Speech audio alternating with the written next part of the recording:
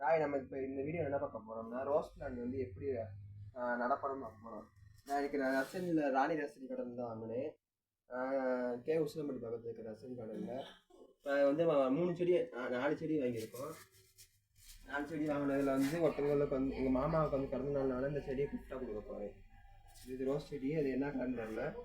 இப்போ இந்த 3 செடியை வந்து நம்ம வைக்க போகிறோம். இது வந்து எப்படி எப்படிப்பட்ட மண்கலன் வைக்கலாம் பார்ப்போம். இதில் வந்து சாணம் வந்து வீட்டில் கடந்துச்சு, தெருவில் கடந்துச்சு. அந்த காய வச்சுருக்கேன்.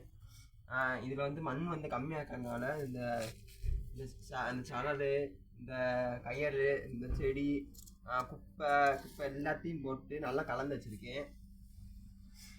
இந்த 3 செடியும் வந்து 3 தொட்டியில் வைக்க போகிறோம். எப்படி வைக்கலாம் பார்ப்போம். இந்த தேங்காய் நார் எல்லாத்தையும் எடுத்து வச்சுருக்கேன். அப்படியே மண்ணோட மண்ணை கலந்துருவோம்.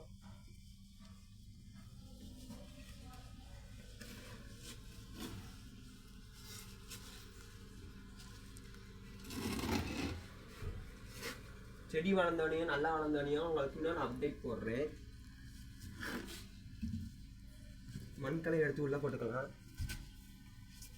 மண் கம்மியாக இருக்கிறதுனால இதெல்லாம் போடுறேன் உள்ளக்கா.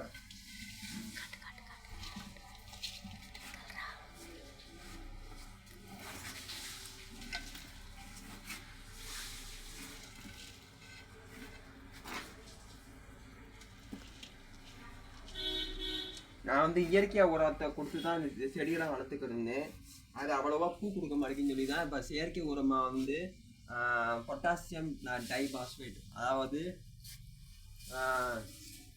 இயற்கையான உரத்தில் வந்து சாணத்துக்குரிய உரமும், அடுத்து ஆட்டாம்புழுக்கைக்குரிய உரமும், அடுத்து இலத்தலைகள் அதெல்லாம் சேர்ந்து தான் மொத்தம் 3 NPKன்னு உரம் வரும்.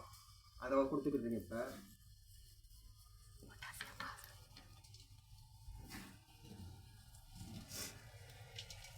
மண்ணு கொட்டாச்சு. இப்போ இந்த செடியை எடுத்து இதை உள்ள காய்ச்சிக்கலாம். நல்லா திறச்சியாக இருக்குது பாருங்கள். இந்த மாதிரி கட்டையாக இருக்கிறத வந்து அது வந்து வேறு கடியிலேருந்து வந்துருக்கும். இப்போ இந்த ஒட்டுக்கட்டு இருக்காங்களே, இந்த இதை வந்து எடுத்துருவோம் நம்ம.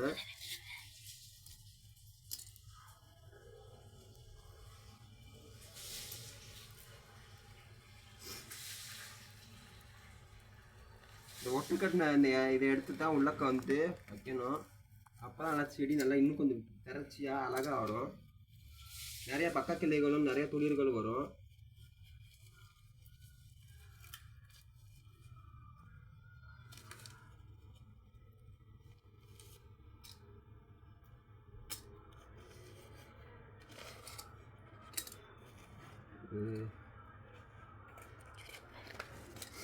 பிளாஸ்டிக் கவர் எடுத்துகிட்டு வைக்கணும். எடுத்துட்டு அப்படி உழைக்காமல் வச்சுருவோம்.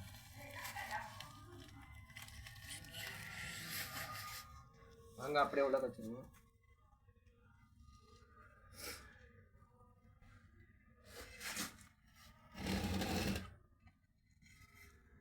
நம்ம இப்படி வைக்கும் போது தான் வந்து உள்ளக்க வந்து இந்த மண்பால் வைக்கும் போது நல்லா இயற்கையானது கூலிங் இருக்கும். மண் போட்டுக்கலாம்.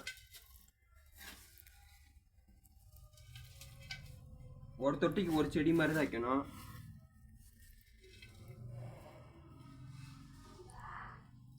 இப்போ வந்து நம்ம வந்து இயற்கையான உரம் கொடுத்துருக்கோம். மாட்டுச்சாணம், ஆட்டாம்புழுக்கை, அந்த மாதிரி இலத்தலைகள் எல்லாம் கலந்து வச்சுருந்தோம். இதெல்லாம் வெத்தலை சருகு போட்டிருக்கேன் பாருங்க. ஏற்கனவே வெத்தலை செடி வளர்க்குறோம்ல, அந்த சருகை வந்து எடுத்து வச்சு நல்லா மக்கி மண்ணோட மண்ணை வைக்கிருக்கு. அந்த சருகை போட்டிருக்கேன். அப்படியே எடுத்து உள்ளே போட்டு வச்சுக்கிடுவோம்.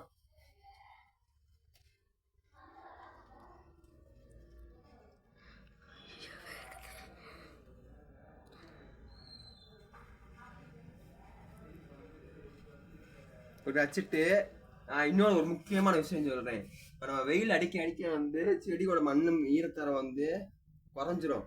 அதுக்காக நம்ம மூடாக்கா வந்து தேங்காய் நார் கழிவு இருக்குல்ல, இந்த தேங்காய் நார் கழிவு வந்து வைக்கணும். இந்த தேங்காய் நார் கழிவு வச்சா போதும். நீங்கள் 2 நாளைக்கு ஒரு தண்ணி ஊற்றினா போதும். ஏன்னா இந்த தேங்காய் நார் கழிவு வந்து வெயில் அடிக்கும் போது உள்ளக்க சன்லைட் படாமல் வந்து மேலோட்டமாக வச்சுக்கணும். அது ஒரு முக்கியமான விஷயம். தொலைகள் வந்து அடியில் போடணும். மம்பால தொலை போட்டால் தான் வந்து தண்ணிலாம் கீழே இறங்கும்.